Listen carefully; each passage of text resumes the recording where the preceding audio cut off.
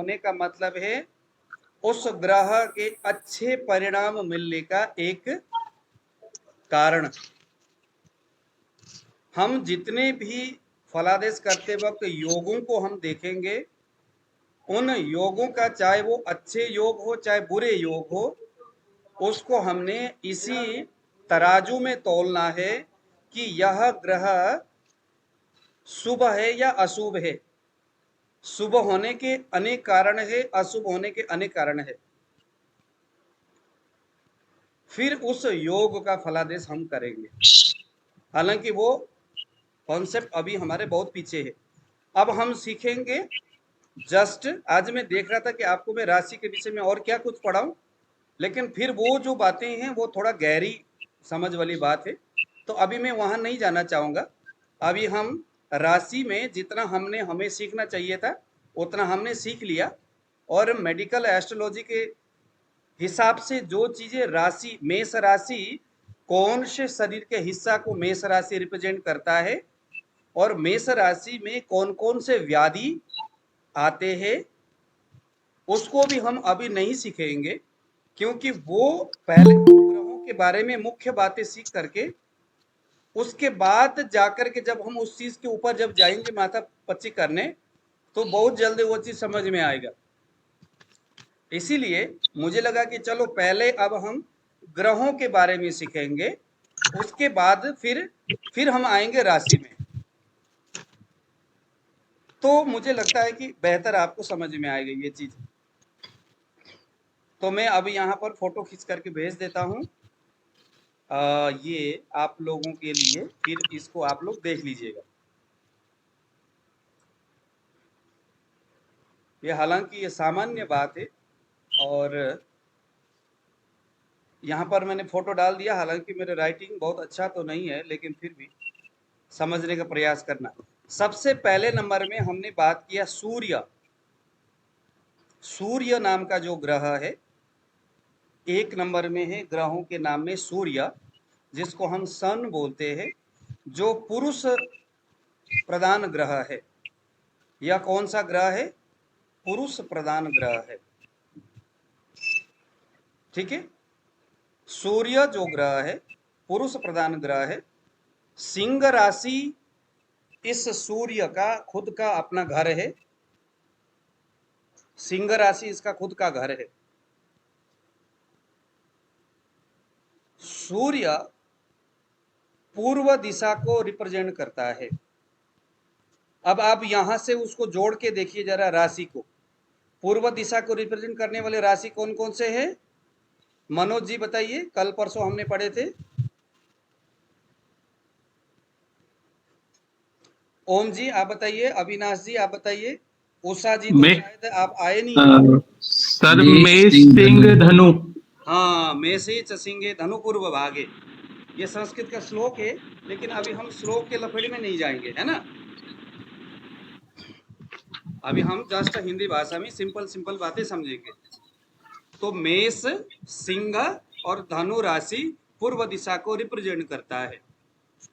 अब जरा हम दिमाग लगाएंगे, इन राशियों में जो राशि पूर्व दिशा को रिप्रेजेंट करता है, अगर वही सूर्य बैठ जाए तो क्या होगा?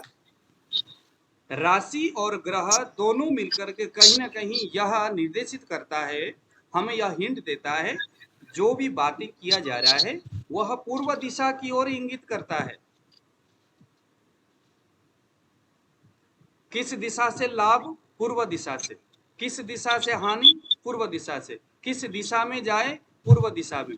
किस दिशा में जड़ी बूटी ढूंढने जाए? पूर्व दिशा में। किस दिशा में हमारा क्लिनिक का ऑफिस, जहां पर जो डॉक्टर जो बैठते हैं, किस दिशा में होनी चाहिए? पूर्व दिशा में, क्योंकि सूर्य जो होता है ग्रहों का राजा है। तो जो राजा वाला स्थान है, क्यों ना हम वहां पर बैठे। ये तब जब आपका सूर्य पूर्व दिशा को रिप्रेजेंट करने वाले राशि में बैठा है, लेकिन अभी भी वो डिसाइड नहीं हुआ है कि पूर्व दिशा में ही मुझे घर बनाना है, या मैंने उसमें रूम बनाना है मेरे लिए, क्योंकि हमने मेष सिंह और धनु राशि और सूर्य ग्रह, इनके बल को अभी हमने चेक नहीं किया।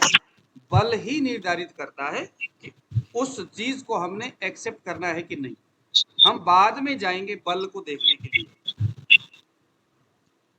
लेकिन अभी से आप दिमाग में इस चीज को सेट करके रखिए कि कोई बल नाम का चीज होता है जो ग्रह और राशि इन दोनों में वो देखे जाते हैं और उसका बड़ा महत्व रहता है इनमें। आ रहा है समझ में? अगर कहीं बात नहीं समझ में आया तो तुरंत मुझे टोकना है और अपने कैमरे को बिल्कुल खोल करके रखिए, क्योंकि मैं आपके चेहरे को पढ़ते हुए मैं ये नीचे पढ़ाऊंगा। कैमरे बंद करोगे तो पता नहीं चलेगा कि आपको बातें समझ में आ रही है नहीं। सर ग्रुप पे आपने गुरुजी कुछ प्रणाम। भेजा ही नहीं है। क्या चीज? अभी बोला ना सर ग्रुप पे कुछ तो भेजता हूँ, भेजा ही नहीं है। अच्छा, मैंने एयरपोर्ट में रख दिया ना, मुझे लोग फोन करते हैं। अच्छा, मेडिकल है। हाँ अब आ गया, एक सेकंड, अभी नहीं है। हाँ अब आ जाएगा, आ गया होगा। जी सर आ गया। हाँ मैं अब दूसरा भी भेजता हूँ, चलिए दूसरा पेज भी भेजता हूँ और मैं उसी हिसाब से आपको मैं ग्रहों का पूरा हमारी जो इतने लंबे समय से जो भी हमने जो खोज किया है। चलिए अब हम दृष्टि, सूर्य ग्रह जहां बैठता है वहां से 7वें भाव में देखता है, इसको हम बोलते हैं दृष्टि। अब ये दृष्टि को हम कैसे समझेंगे, एक झटके में आपको समझ में आ जाएगा। आप जरा 12 खाने बनाइए, अपने यहाँ पर एक कुंडली बनाइए। आप सभी लोग अपने अपने कुंडली आप लोग बनाइए जरा, अपने अपने अपने एंड से आप लोग बनाइए जरा, अपने अपने एंड से आप लोग अपना अपना कुंडली बनाइए। और उसके बाद मुझे आप लोगों ने बताना है सबके जो कुंडली है उस कुंडली में जो सूर्य है किस किस राशि में बैठा है।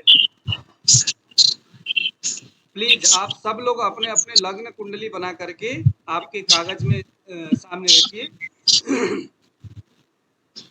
उसके बाद मुझे बताइए कि आपके लग्न कुंडली में जो सूर्य है वो कहाँ बैठा हुआ है। ओम जी आप बताइए, आपके लग्न कुंडली में जो सूर्य है वो कहाँ बैठा है?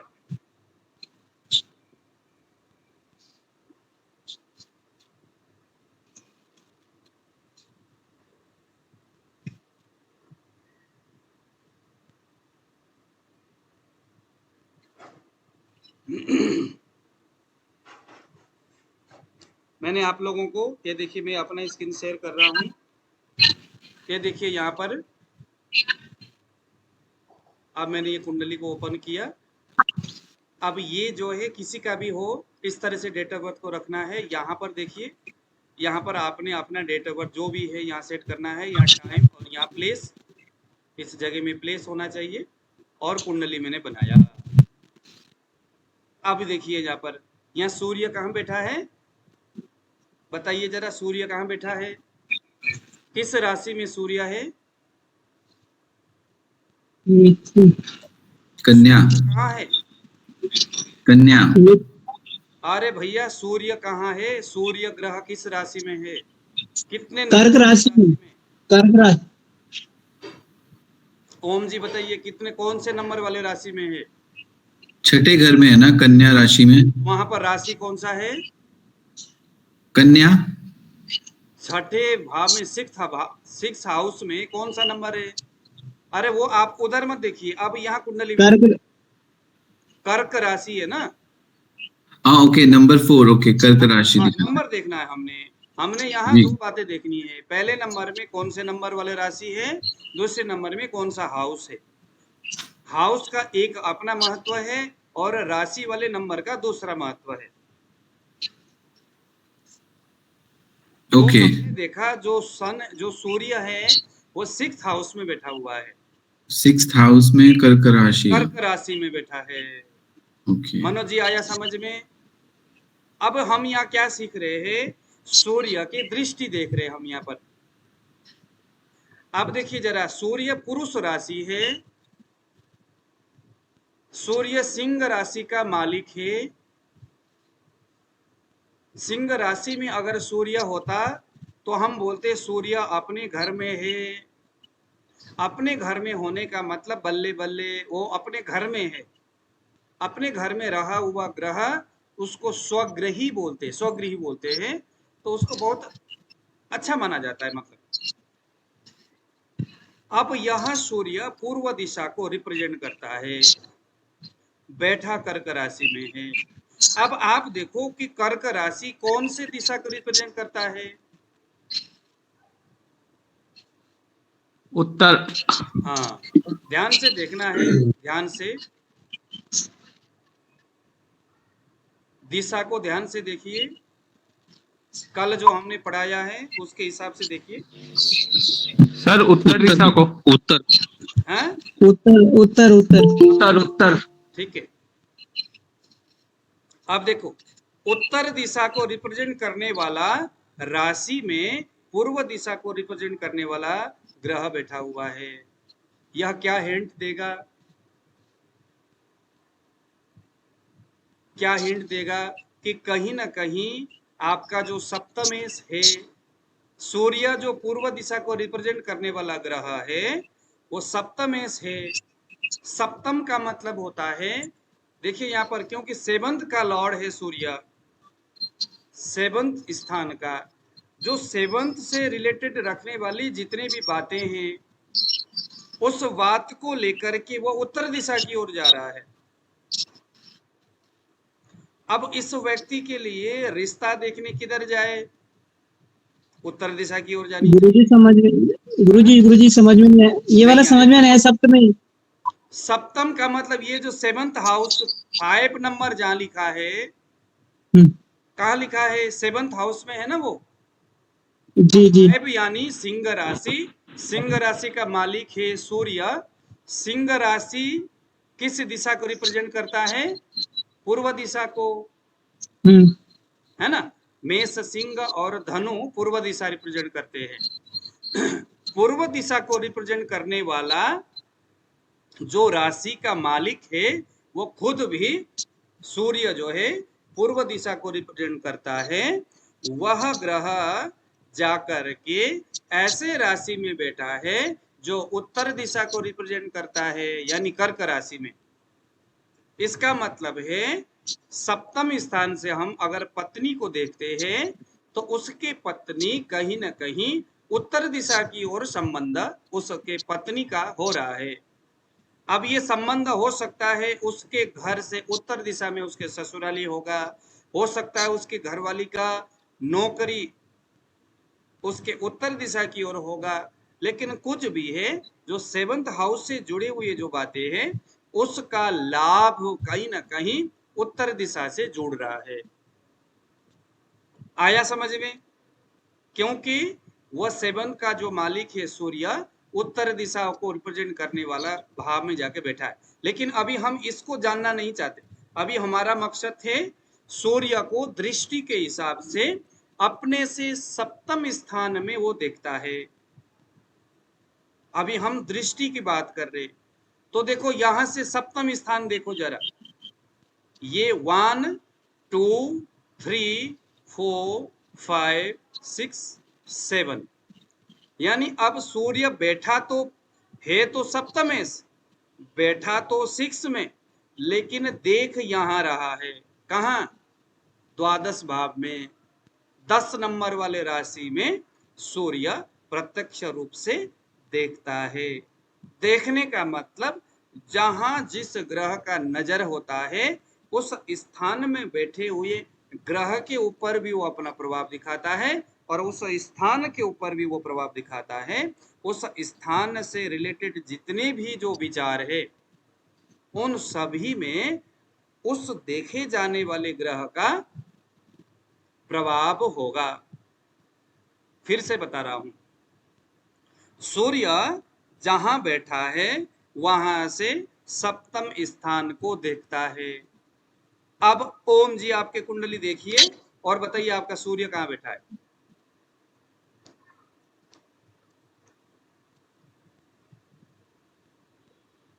मान लीजिए जो यहाँ कुंडली है वो कर्क राशि में है, कर्क से 7वें नंबर जो है 10 आता है, 10 यानी द्वादश भाव में है 10, तो सूर्य ने द्वादश भाव में देखा।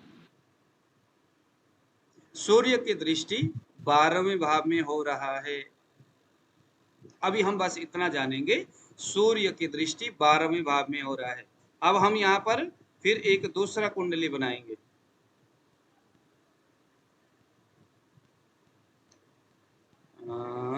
अब हम यहाँ कोई भी डेट ऑफ बर्थ ले लो, क्या फर्क पड़ता है, ये लो। जी हमारे लिए ही हाँ देखिए, अब यहाँ सूर्य कहाँ पर है,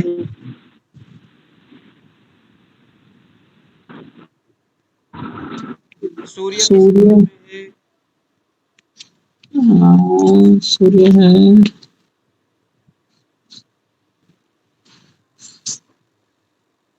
ओम जी बताइए सूर्य किस हाउस में है।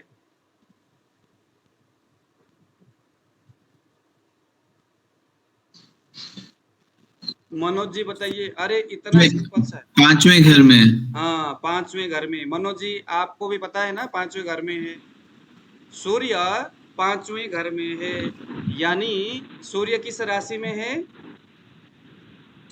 सिंह। सिंह। दूसरे घर में सूर्य किस राशि में है यहाँ पे, सिंह राशि 5वां तो सिंह होता सिंह है। राशि सर। सिंह राशि में कहाँ है, यहाँ पर कुंडली जो मेरे लैपटॉप में मैं दिखा रहा हूँ वहां देखिए। वृश्चिक में सर, वृश्चिक राशि हुआ ना सर, 8वें पे है तो। हाँ कौन से नंबर है वो, पंचम स्थान में कौन सा नंबर वाला राशि है, पंचम स्थान में 8वां राशि है। हाँ 8वां वृश्चिक राशि। राशि। 8वां राशि का मतलब कौन सा हुआ, वृश्चिक राशि। वृश्चिक हुआ। अब उस वृश्चिक से आप 7वें अंक आगे कैलकुलेट करते हुए जाइए, 8 1 9 2 10 3 11 4 3 12 5 1 6 2 7। तो सूर्य अपने से 2 नंबर वाले राशि को देख रहा है। 2 नंबर किस भाव में है, कहां पर है 2 नंबर वाला राशि, 11वें भाव में। हाँ तो 11वें भाव में यहाँ पंचम भाव में बैठा हुआ सूर्य उसको देखता है। सूर्य की सप्तम दृष्टि ये हो गई। मनोज जी आया समझ में, अविनाश जी नहीं को आया गुरुजी, समझ में, नहीं समझ में नहीं आया। जो आपने 7 जो गिने गुरुजी, ये 7 गिने हैं आपने, 8 के बाद 9 10 11 12, फिर उसके बाद नहीं देखो 7 जो गिनना है, सूर्य जिस राशि में है उसको 1 गिनना है। तो सूर्य तो हमारा जो है 8वें स्थान पे है। 8वें स्थान नहीं बोलते उसको, पंचम स्थान, 8वें राशि, स्थान 5वां है और वृश्चिक राशि में बैठा है, ऐसा बोलना है। अच्छा, तो वहां से फिर कैसे काउंट होगा ये? काउंट करो, जहां पर सूर्य बैठा है उसको 1 गिनो, उसके दूसरे हाउस को 2 गिनो, उसके तीसरे हाउस को जो है 3 गिनो। तो ये हो जाएगा 9 को 1 गिना जाएगा ना गुरुजी? 8 को 1 गिनेंगे, जहां सूर्य बैठा है उसको 1 गिनेंगे। 1 2 3 4 5 6 7। अच्छा, दूसरे पे? हाँ दूसरे यानी एकादश भाव में देख रहा है। ये इतना तो मुश्किल नहीं है, मुझे समझ में नहीं आ रहा है कि आप लोग क्यों ऐसा कंफ्यूज हो रहे हो। जी समझ में आ गया। हमने जहां से सीखे, अगर ऐसा होता ना तो हमारे खोपड़ी पता नहीं कितने खंडित कर देते वो।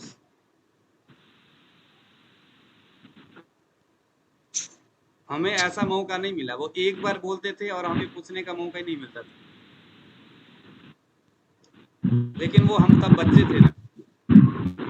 अच्छा चलिए, सूर्य यहाँ पंचम स्थान में बैठा है, पंचम स्थान से आगे 7 गिनिए, तो पंचम 1, छठा 2, 7वां 3, 8वां 4, 9वां 5, 10वां 6 और 11वां भाव जो है 7 हो गया। तो ध्यान देना, दृष्टि का मतलब है जिस ग्रह के दृष्टि की बात हो रही है वो ग्रह जहां बैठा है वहां से गिनना है, उसके दूसरे हाउस में से नहीं गिनना। जैसे यहाँ, अच्छा सूर्य से 7वां, चलो 9 9 नंबर वाला एक ऐसा नहीं गिना, जहां सूर्य बैठा है वहां एक।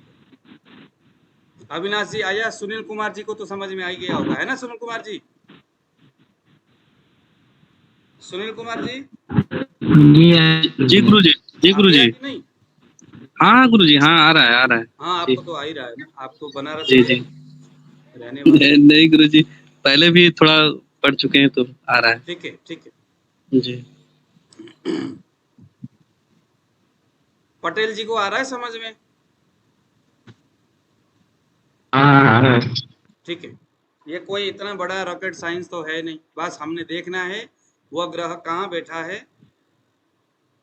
सूर्य के बारे में अभी हमने जस्ट इतना जानना है, सूर्य पुरुष ग्रह है, सिंह राशि उसका खुद का घर है, और पूर्व दिशा में, पूर्व दिशा को वो रिप्रेजेंट करता है, यानी वहां का वो मालिक है, और सप्तम अपने से 7वें भाव में वो दृष्टि करता है, यानी देखता है।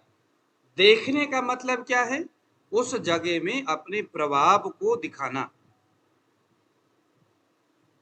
वो जहां देखता है उस जगह को वो प्रभावित करता है, वो जगह उसके उसके भी अंडर में आता है, वो चाहे किसी का भी हो। जैसे यहाँ सूर्य वृष राशि को देख रहा है, यानी एकादश भाव।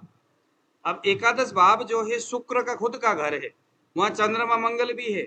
अब 11th हाउस को शुक्र भी प्रभावित कर रहा है, चंद्रमा मंगल भी कर रहा है, लेकिन वहां सूर्य भी बोलता है कि भाई मेरा भी हिस्सेदारी है।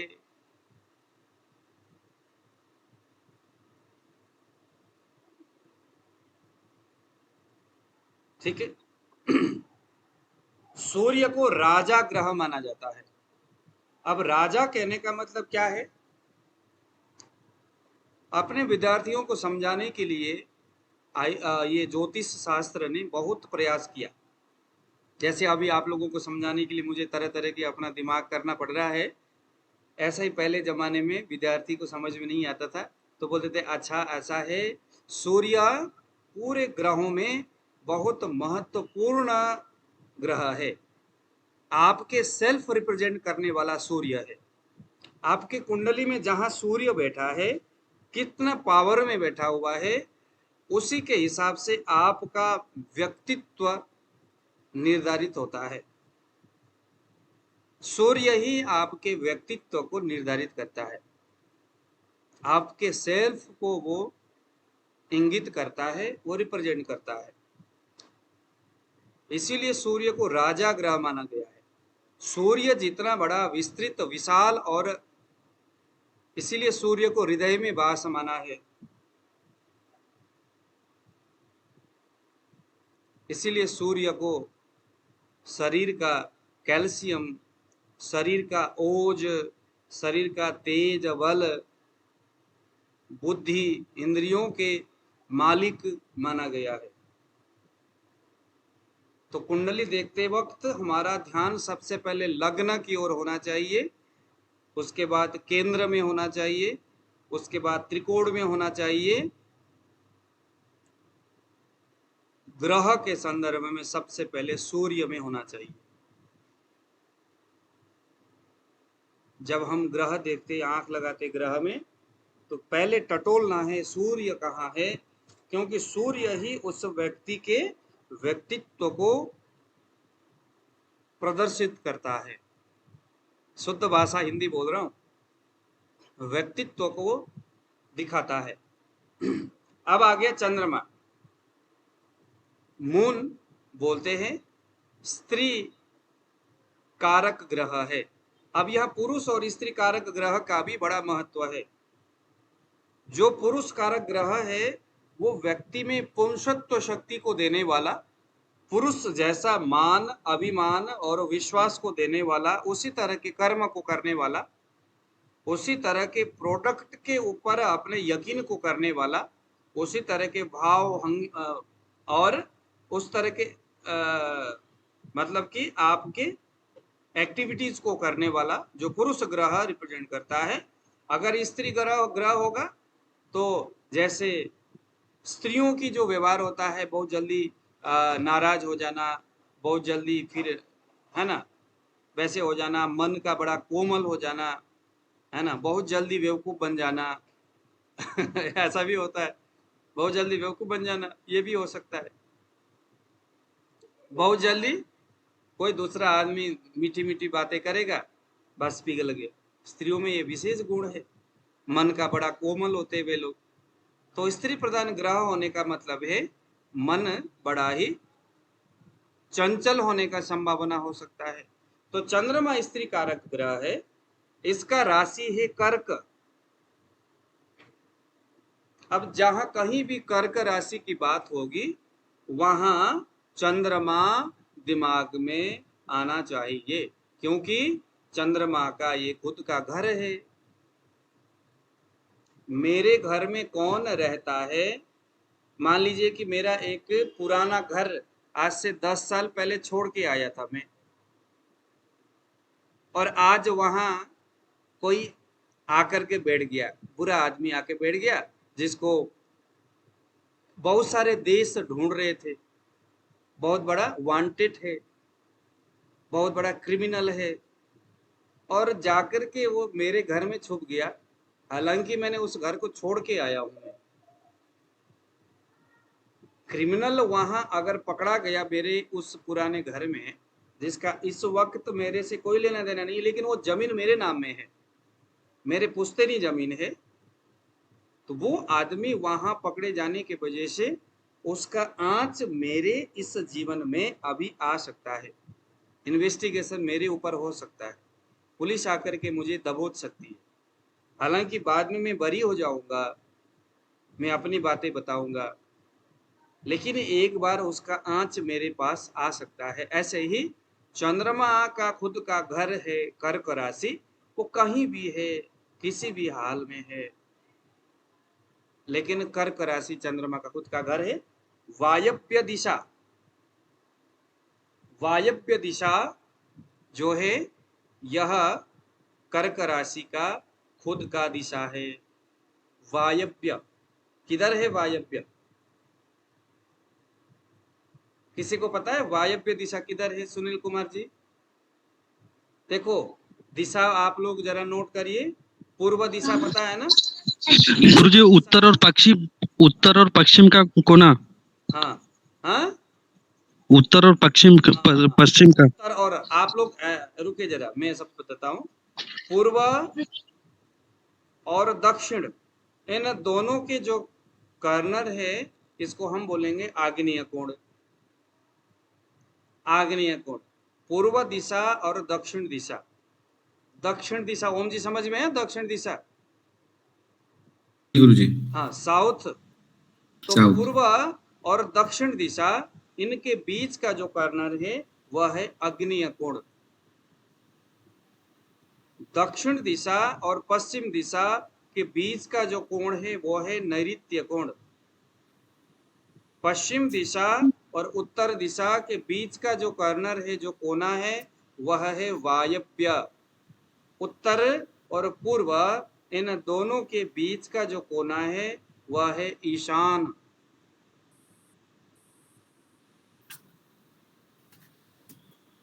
अब यहां पर देखिए, वायव्य कोना किधर है? उत्तर और पश्चिम के बीच का जो कोना है वो चंद्रमा का है।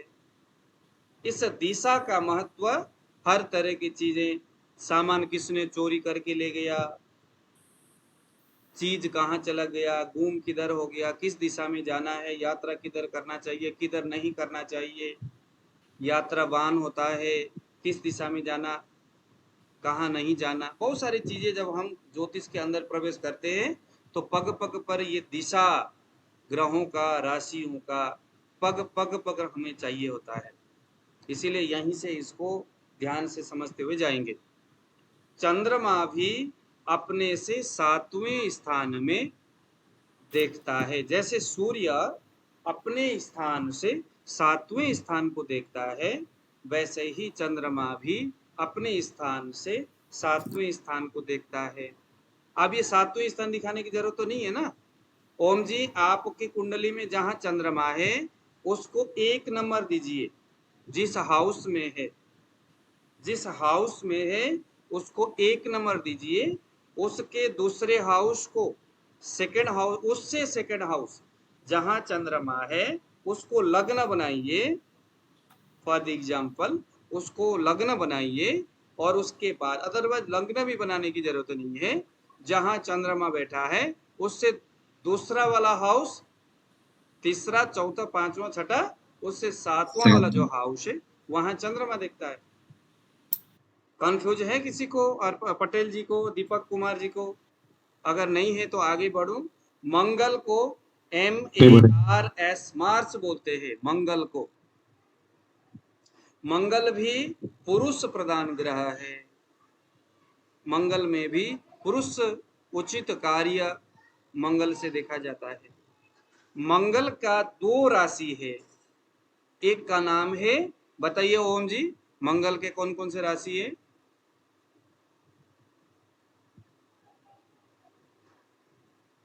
मंगल के राशि, मंगल का राशि मेष और वृश्चिक। वृश्चिक, बहुत अच्छा, सभी को पता ही होगा, है ना? मेष वृश्चिक और भौम। तो मेष और वृश्चिक राशि मंगल का खुद का राशि है। इसके महत्व हम बाद में समझेंगे, ठीक है। दक्षिण दिशा को यह मंगल ग्रह रिप्रेजेंट करता है। दक्षिण दिशा का मालिक है, दक्षिण दिशा का मालिक है। मंगल ग्रह जिस भाव में है, यानी जिस हाउस में है, वहां से मंगल ग्रह चौथा, सातवां और आठवां, अपने से 4, 7 और 8 हाउस को मंगल ग्रह देखता है। जहां चंद्रमा और सूर्य एक एक हाउस को देखते हैं, वहां मंगल 3 हाउस को देखता है। समान दृष्टि होगी सब में, पूर्ण दृष्टि है ये। अपने से चौथा, सातवां और आठवां कुंडली बनाना पड़ेगा समझाने के लिए। ये देखिए यहाँ पर मंगल कहाँ बैठा हुआ है? 11 हाउस में, है ना? वृष राशि में मंगल बैठा है। देखिए जरा यहाँ पर लैपटॉप में, वृष राशि में मंगल बैठा है 11th हाउस में। अब मंगल यहाँ सबसे पहले कहाँ देख रहा है? सिंह राशि में देख रहा है, सेकंड हाउस में। उसके बाद कौन सा दृष्टि है? सातवां है। तो मंगल से गिनिए जरा, 5, 1, 2, 3, 4, 5, 6, 7। 7 का मतलब है जहां सूर्य बैठा है 5th हाउस में मंगल देखता है। और उसके बाद जहां 9 लिखा हुआ है, जहां शुक्र बुध है, वहां ये मंगल देखता है। तो मंगल फाइनली सिंह राशि में, वृश्चिक राशि में और धनु राशि में, वृष राशि में रह करके देख रहा है। मंगल 11th हाउस में बैठ करके सेकंड हाउस में, 5th हाउस में और 6th हाउस में एक समान दृष्टि कर रहा है, देख रहा है। अब देखने का मतलब है मंगल अपने विशेष गुणों से, जैसे नाड़ी परीक्षण में या जैसे आयुर्वेद में क्या होता है, कफ का प्रभाव अगर वायु में होगा तो कफ के सभी गुण वायु में वो डाल सकता है। गुरु शीत मृदु स्निग्ध मधुर स्थिर पिछला, ये सभी गुण कफ वायु में डाल सकता है। वायु कफ के इन गुणों, वायु के जस्ट विपरीत गुण कफ में होता है, इसलिए वायु प्रकोपित हो जाएगा। इससे वायु अपने कार्य को प्रॉपर नहीं कर पाएगा। ऐसे ही यहाँ पर भी हमने मंगल का प्रभाव जहां जहां होगा वहां वहां पर मंगल अपने गुणों से, बाद में हम देखेंगे मंगल का क्या क्या गुण है, मंगल उन स्थानों को देखता है।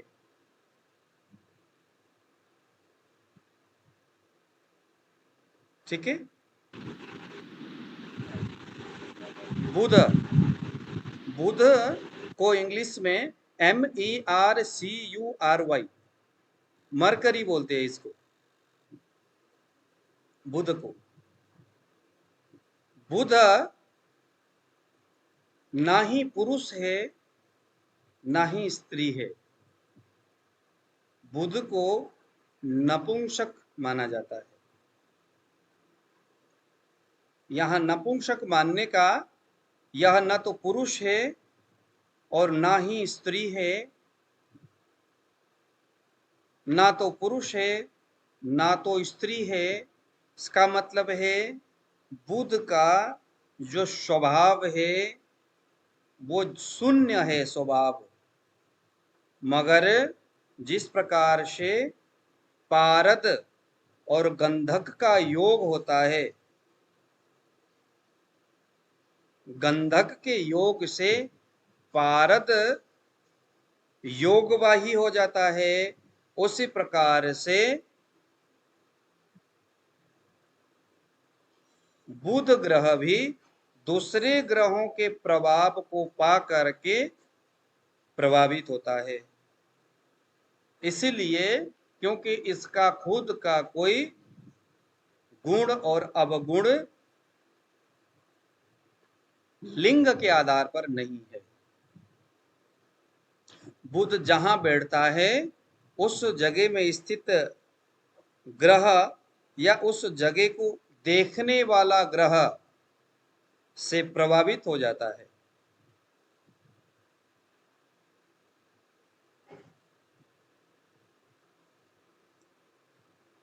बुध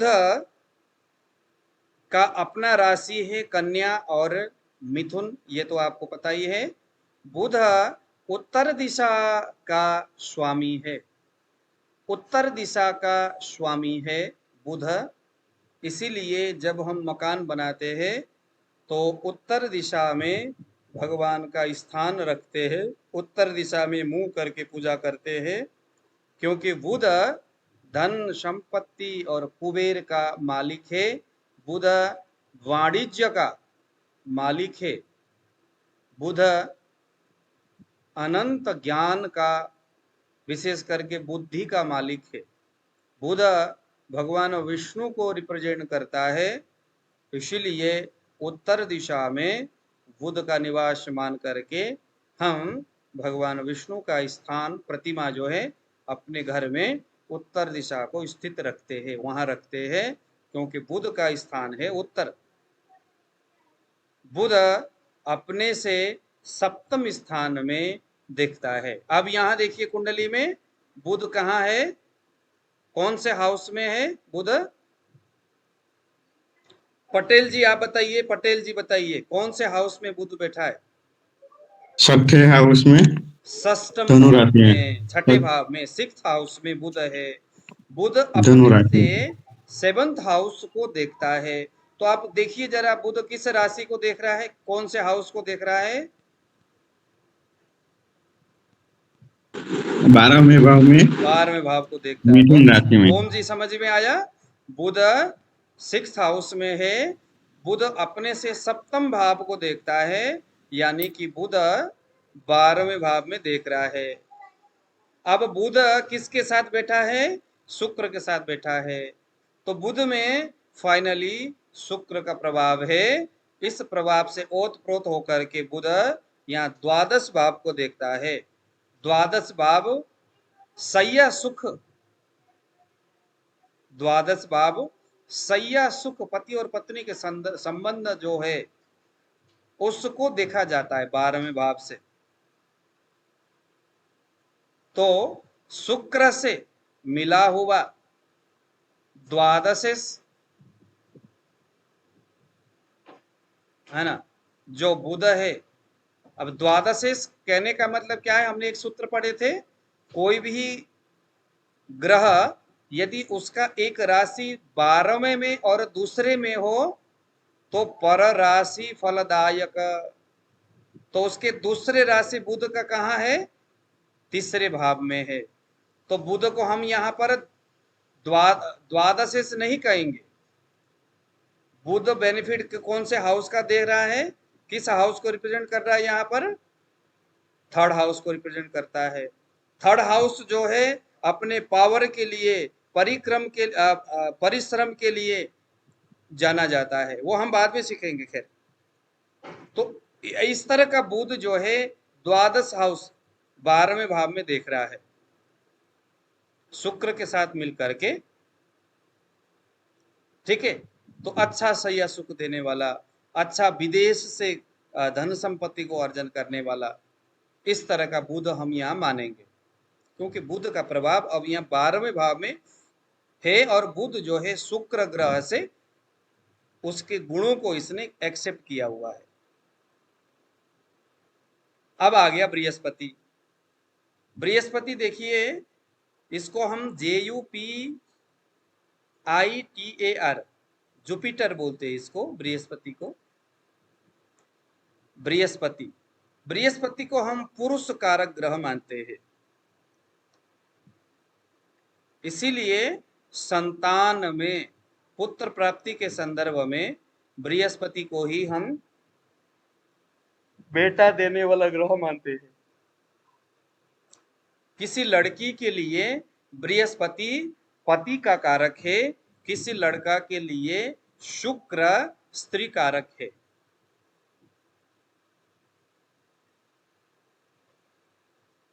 बृहस्पति जिसको हम जुपिटर बोलते हैं वह पुरुष कारक ग्रह है। ये धनु और मीन राशि का मालिक है, धनु और मीन राशि का मालिक है। बृहस्पति ईशान कोण में रहता है। तो ईशान कोण में रहने का मतलब क्या हो गया? ईशान, हमारा जो ईशान, बृहस्पति एक धार्मिक प्रवृत्ति वाला, आपके मन में धर्म कर्म के प्रति, आपके मन में सकारात्मक ऊर्जा को देने वाला, बुद्धि को देने वाला, सच्चे मित्र को देने वाला, धन संपत्ति, स्थिर संपत्ति देने वाला, स्थिर बुद्धि देने वाला, घर में सुख समृद्धि को देने वाला। सुख का कारक बृहस्पति, दुख का कारक शनि, तो सुख को देने वाला बृहस्पति है। इसीलिए घर बनाते वक्त ईशान कोण में लैट्रिन बाथरूम नहीं होना चाहिए, गंदगी नहीं होना चाहिए, कूड़ा कंकड़ ईशान कोण में नहीं होना चाहिए। घर का ईशान कोण जो है साफ सुथरा होना चाहिए, वहां पर गंदगी नहीं होना चाहिए, न तो घर के नीचे बेसमेंट में, ना ही ऊपर छत में कहीं पर भी, क्योंकि वह बृहस्पति का स्थान है। ओके, ईशान कोण। बृहस्पति अपने से पंचम, सप्तम और नवम भाव को देखता है। पंचम, सप्तम और नवम। आप देखिए इस कुंडली में बृहस्पति किस जगह में बैठा हुआ है? मुझे आप बताना है। यहाँ पर दीपक जी, दीपक कुमार जी, आप जरा कैमरा खोलिए, मुझे बताइए बृहस्पति कहाँ बैठा है? ये तो बता ही देंगे, एक्सपर्ट है। मेरा फोकस तो ओम जी के ऊपर। हाँ जी दीपक जी बताइए।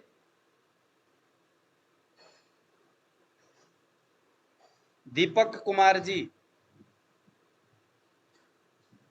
ये तो सो गए। ओम जी बताइए। हाँ जी,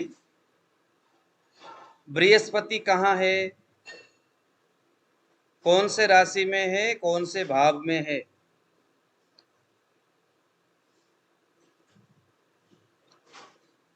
अरे भैया, बृहस्पति किस भाव में है? यहाँ देखिए, यहाँ आपके बृहस्पति गु लिखा हुआ है, गु गु। ओह सॉरी, गुरु बृहस्पति, गुरु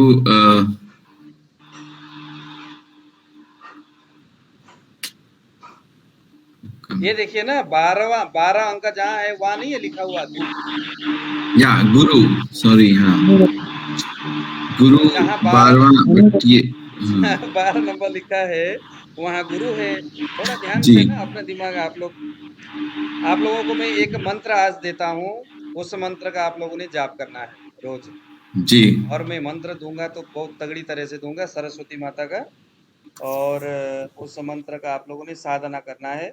यकीन मानिए बहुत अच्छा, बहुत बढ़िया ये मंत्र है। पहले पहले हम लोग बचपन में करते थे, तो इसका साधना में करता था। तो आपको मैं अगर मेरे को मिला तो था, अभी मैं देखता हूँ, अगर दोबारा मुझे अभी मिला तो मैं आपको दे दूंगा ये, है ना।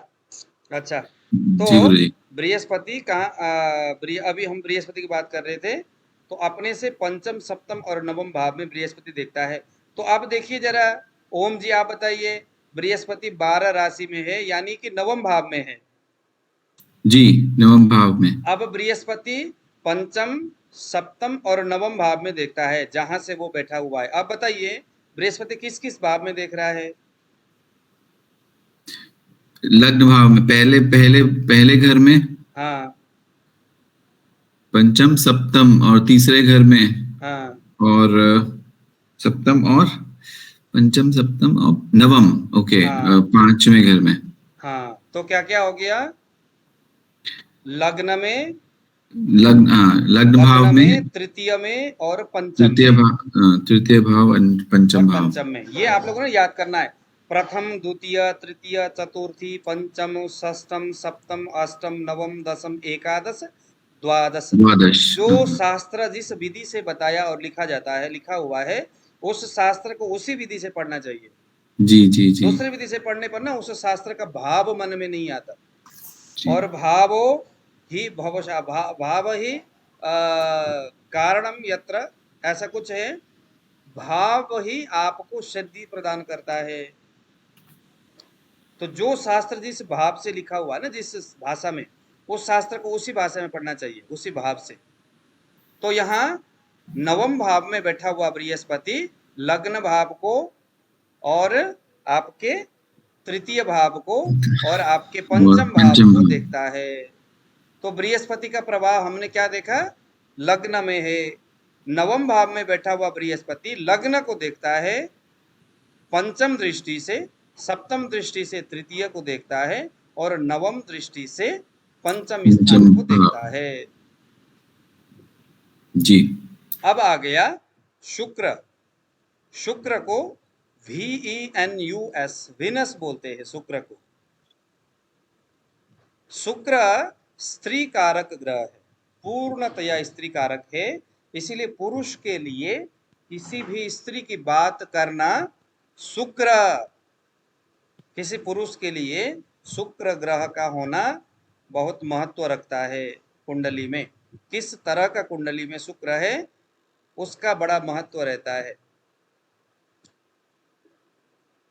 मेडिकल एस्ट्रोलॉजी के दृष्टिकोण से वो अलग अलग शरीर में किस तरह के चीज़ों में शुक्र प्रभावित करता है वो हम बाद में सीखेंगे। लेकिन पहले हम आयुर्वेद को, आयुर्वेद के भाषा से थोड़ा सा ग्रह, नक्षत्र और राशि, इनके आपसी परस्पर संबंध को हम पहले समझेंगे। उसके बाद फिर हमें वो चीज में हमने जाना है जहां जा करके हमें अमृत ही अमृत मिलना है। समझ में आया? तो फिलहाल हमने क्या देखा बृहस्पति के संदर्भ में? पंचम सप्तम नवम।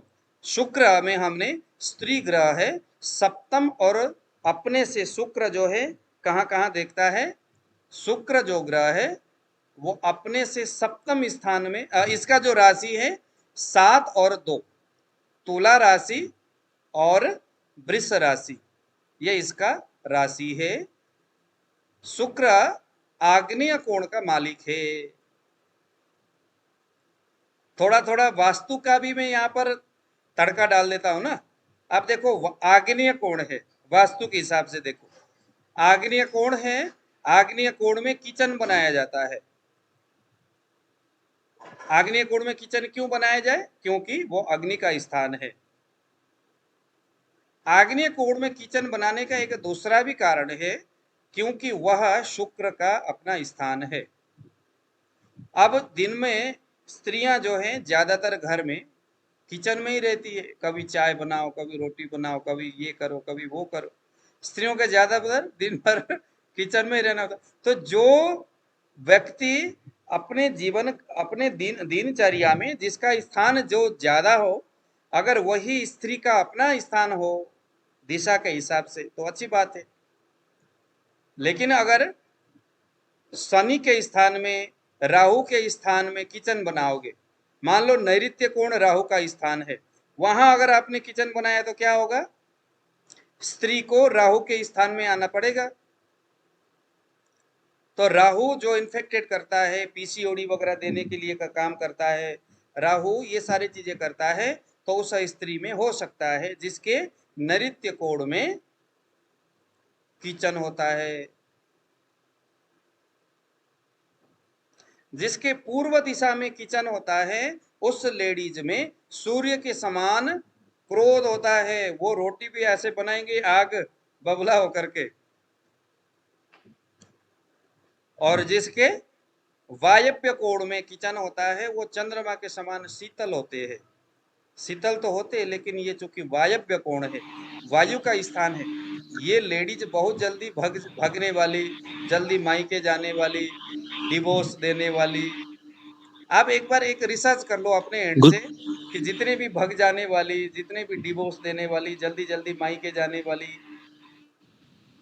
इस तरह के जो लेडीज है, उनके घर में किचन का संबंध क्या वायव्य कोण से है? सर सबके घर जाके देखना पड़ेगा,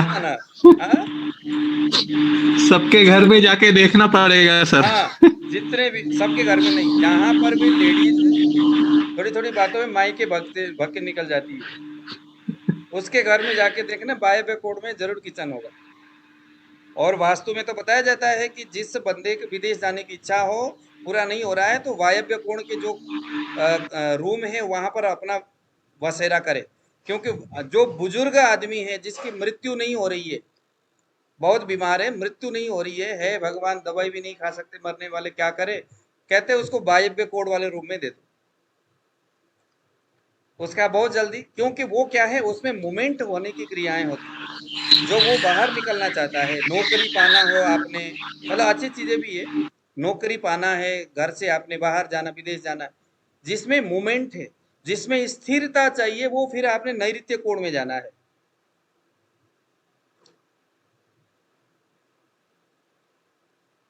या पश्चिम दिशा में जाना है।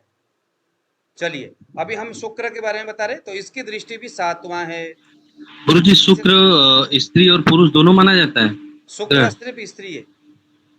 स्त्री, अगर हम किसी लेडीज की कुंडली देखते हैं तो उसके लिए शारीरिक संबंध को रिप्रेजेंट करने वाला ग्रह बृहस्पति होता है।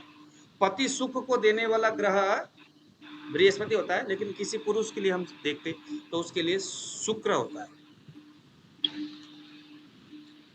गुरुजी तुला और वृष दोनों को शुक्र दोनों के मालिक है ना? हाँ, शुक्र तुला और वृष राशि, ये दोनों का वो मालिक है।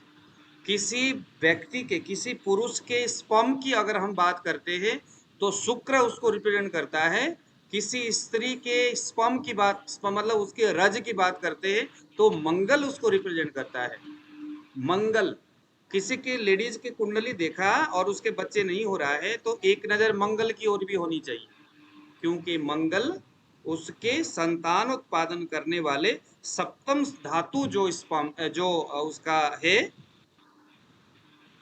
वो मंगल रिप्रेजेंट करता है। फिर वो बृहस्पति नहीं करता, फिर वो शुक्र नहीं करता, लेडीज के संदर्भ में ये ध्यान देना। हालांकि इसके ऊपर हम बाद में विस्तृत चर्चा करेंगे, ये फलादेश के संदर्भ में आता है। अपने से सत्व स्थान में शुक्र रहता है। अब हम बात करेंगे शनि। शनि को SATURN सैटर्न बोलते हैं। शनि स्त्री और नपुंसक ग्रह है। बुध भी नपुंसक है, शनि भी नपुंसक है। इन दोनों की नपुंसकता में क्या फर्क है? बुध पुरुष परक नपुंसक है और शनि स्त्री परक नपुंसक है। समझ में आया? शनि क्या है? स्त्री परक नपुंसक है। स्त्री परक मतलब स्त्री से नपुंसक हुआ है, इस तरह से भी आप समझ सकते हो। स्त्री की ओर ज्यादा उन्मत्त होने वाला या उन्मुख होने वाला या स्त्रियों से कहीं ना कहीं विमुख होने वाला है शनि। स्त्रियों से विमुख होने वाला है शनि और स्त्रियों से आकर्षित होने वाला है बुध। इसीलिए सप्तम द्वादशे बुध वैश्या संग बताया गया है। किसी के सप्तम और द्वादश भाव में अगर बुध होता है और वो कमजोर है तो वैश्याओं के साथ उसका पर स्त्रियों के साथ संबंध होता है। वो हालांकि वो खंड अलग है, वो हम बाद में उसके ऊपर बात करेंगे। शनि का 10 और 11 यानी मकर और कुंभ राशि का मालिक है शनि। पश्चिम दिशा को ये रिप्रेजेंट करता है। जहां शनि बैठा है वहां से तीसरा, तृतीय, दशम और सप्तम इन भाव में ये देखता है शनि। तो देखिए जरा इस कुंडली में शनि कहाँ है। ओम जी बताइए। ओम जी ने बता दिया तो सभी लोग एकदम सभी को पता चल जाएगा। ओम जी बताइए शनि कहाँ पर बैठा हुआ है।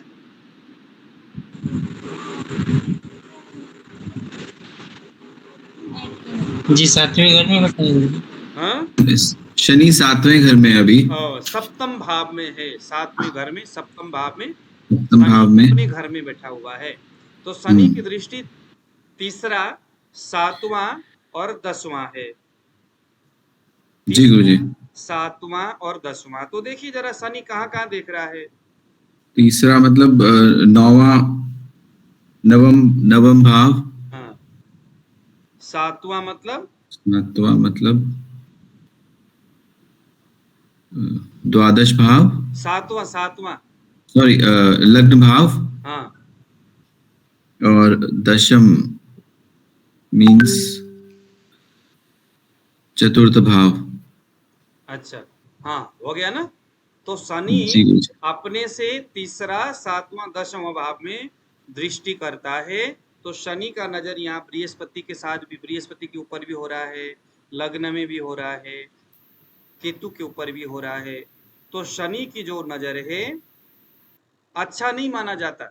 शनि जिस भाव में बैठता है उस भाव की उन्नति करता है। शनि जिस जगह में देखता है उस जगह को हानि करता है। तो शनि की नजर खराब है। शनि जहां बैठता है उस जगह को उन्नत करता है। बृहस्पति जहां बैठता है उस जगह का हानि करता है। शनि और बृहस्पति कंपैरिजन इस तरह से साथ साथ में करके चले, अच्छी बात है। अभी मैं क्या बोल रहा हूं समझ में आ रहा है अविनाश जी को। शनि जिस हाउस में बैठता है उस हाउस के गुणों को बढ़ाता है। उस हाउस में जो भी बातें हम देखते हैं वो बाद में हम देखेंगे क्या क्या देखते हैं, उन विचारों को ये बढ़ावा देता है। बृहस्पति जिस हाउस में बैठता है उस हाउस के विचारों को माइनस करता है। जैसे यहाँ 7th हाउस में शनि है तो 7th हाउस से हम अपने खुद के द्वारा व्यापार बिजनेस को देखते हैं, अपने खुद के पत्नी को देखते हैं। तो शनि अपने वहां रह करके पत्नी के स्वास्थ्य को, उसके व्यापार बिजनेस की बढ़ावा दे रहा है। लेकिन बृहस्पति भाग्य स्थान में है, बृहस्पति भाग्य स्थान में है, पितृ स्थान में है। तो बृहस्पति वहां रह करके पिता और उसके भाग्य को थोड़ा सा डाउन कर रहा है। लेकिन शनि की नजर बहुत खराब है। जहां जहां वो देखता है उन जगह में शनि क्या करता है, उन भाव के गुणों को माइनस करता है। मगर बृहस्पति का नजर बहुत अच्छा है। जहां जहां बृहस्पति देखता है उन भावों के गुणों को वो बढ़ा देता है। आया समझ में।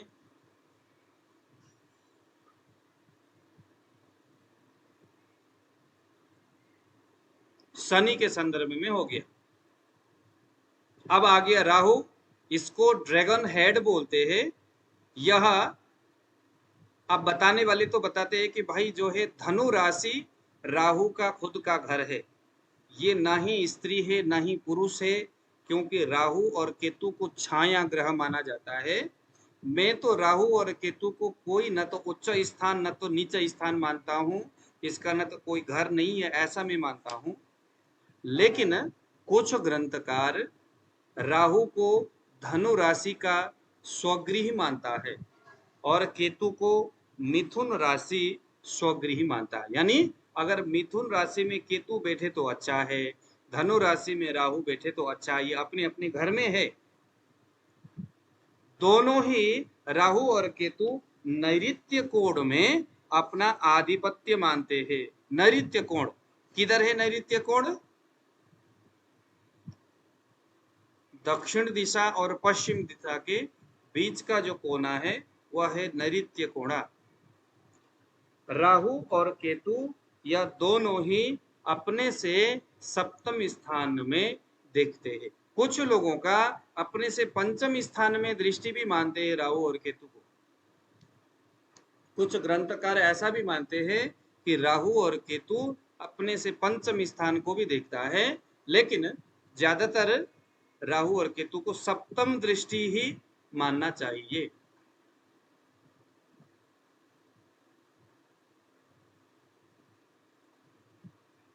तो फाइनली सूर्य, चंद्र, मंगल, बुध, बृहस्पति, शुक्र, शनि, राहु और केतु, इसके संदर्भ में हमने आज इसके अपना खुद का घर, इसके दिशा और इसकी दृष्टि को हमने आज यहाँ समझा। जो ग्रह अपने घर में रहता है वह अच्छा है। जो ग्रह कहीं भी बैठ करके अपने घर को देखता है वह अच्छा है। जो ग्रह अपने दिशा को रिप्रेजेंट करने वाले राशि में बैठते हैं वह भी अच्छा है। ठीक है, तो इस तरह से आज हमने समय